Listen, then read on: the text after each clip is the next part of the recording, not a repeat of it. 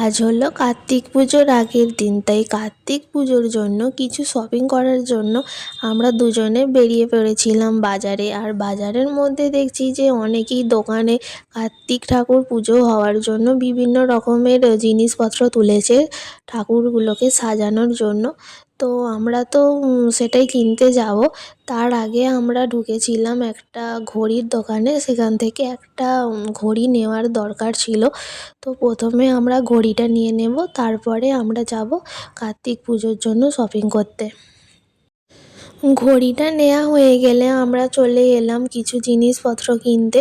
তো এই দোকানেতে দেখছি বিভিন্ন রকমেরই জিনিসপত্র আছে কার্তিক ঠাকুরকে সাজানোর জন্য। অনেক মালা আছে, অনেক কিছুই আছে। তার মধ্যে থেকে আমরা যেগুলো আমাদের দরকার সামান্য কিছু জিনিসই আমরা পারচেস করে নিয়েছি। তারপরে আমরা আবার বাড়ি ফিরে এলাম। বাড়ি ফিরে ভাবলাম আর একটা কাজ কমপ্লিট করে নেওয়া যাক, আর সেটা হলো এই যে জলচৌকিটা তোমরা দেখছো, এটার ওপর ঠাকুরগুলোকে বসানো হবে।